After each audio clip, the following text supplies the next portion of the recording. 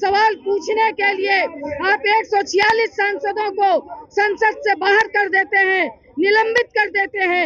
यह कहाँ का नियम है? हम लोग को बाल बच्चा को गरीबी स्कूल में पढ़ता है, अपन देखते हैं बड़ा स्कूल में देता है। हम लोग को गरीब के कुछ ध्यान नहीं देता है मोदी सर। ये भी आक्रोशित दिख रहे हैं, क्या वजह है?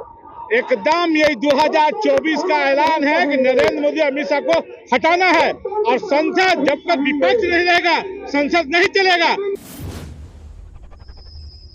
नमस्कार, मैं हूं चंद्रशेखर, आप देख रहे हैं विमर्श न्यूज। देखिए, शीतकालीन सत्र के दौरान विपक्ष के 143 सांसदों को निलंबित किया जाता है। उसके बाद बिहार के गठबंधन जो है पटना की सड़कों पे उतरती है और देख सकते हैं कि भारी संख्या में जो है सीपीआई के कार्यकर्ता हैं वो यहाँ उतरे हैं। क्या कुछ वजह है, चलिए हम इनसे जानते हैं।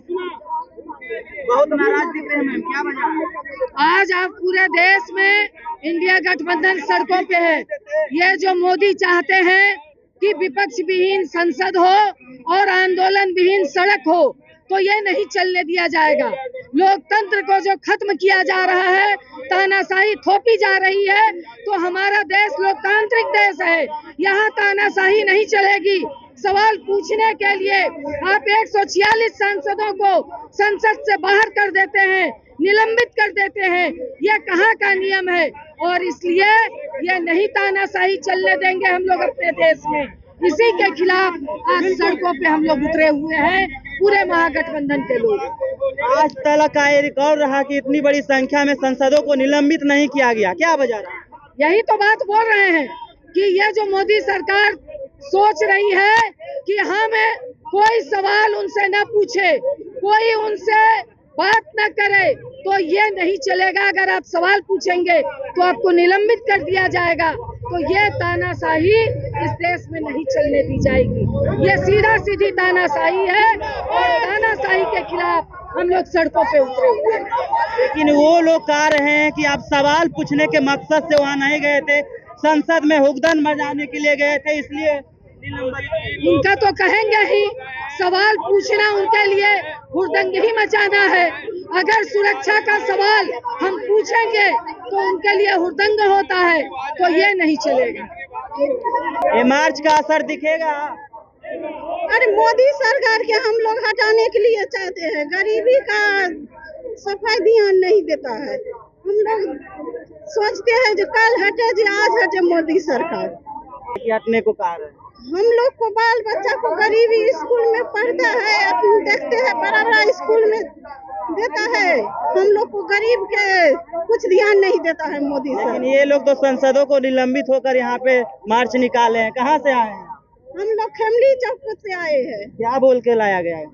यही गरीबी को रक्षा करने के लिए लाया है। आक्रोशित दिख रहे हैं, क्या वजह है? एकदम यही 2024 का ऐलान है कि नरेंद्र मोदी अमित शाह को हटाना है और संसद जब तक विपक्ष नहीं रहेगा संसद नहीं चलेगा। और जिसको निलंबित किए हैं उसको तुरंत बहाली करे, नहीं तो पूरे देश में आंदोलन चलेगा, संसद से लेकर रोड तक ला। और बीजेपी को 2024 में उखाड़ फेंकेंगे और गठबंधन का सरकार बीजेपी का हटा करके गठबंधन की वहाँ सरकार बनेगी। प्रधानमंत्री बीजेपी तो कह रहे हैं, निलंबन होने के बाद भी ये बात कर रही है कि विपक्ष की यही हरकतों के वजह से वो विपक्ष में रहेंगे। जी नहीं, वो गलत कर रहा है, लोकतंत्र में वो हत्या कर रहा है, संविधान को वो खत्म करना चाहता है। और देश ये संविधान से चलेगा और संसद को जो निलंबित की है उसको वापस ले और 2024 में उखाड़ फेंकेंगे। हम लोग सारा गठबंधन एक हो गया है, उखाड़ फेंकेंगे।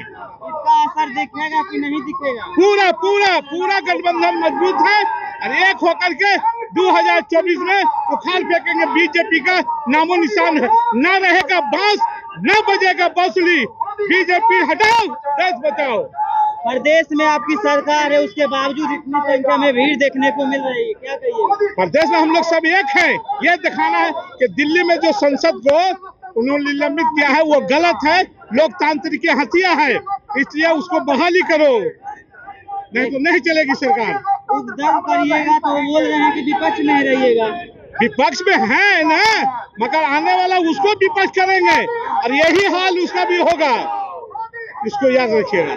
ये जो मार्च है इसको देखकर क्या लगता है कि निलंबित सांसदों को वापस किया जाएगा? निलंबित वापस लेना होगा, नहीं तो आंदोलन जारी रहेगा। निलंबित वापस लिया जाएगा। इसलिए विरोध, ये जो सांसदों का निलंबन हुआ है ये लोकतंत्र पर एक बड़ा हमला है। इसी के खिलाफ इंडिया गठबंधन के जरिए पूरे देश में विरोध का कार्यक्रम लिया गया है। यहाँ से विरोध मार्च निकल करके डीएम कार्यालय जाएगा और उनको एक स्मारक सौंपा जाएगा जिसमें तमाम सांसदों का निलंबन वापस करने और लोकतंत्र पर हमला रोकने की मांग की है। मार्च के जरिए क्या संकेत दीजिएगा? मार्च के लिए लोकतंत्र का हमला देश नहीं सहेगा, लड़ाई जारी रहेगी और तेज होगी।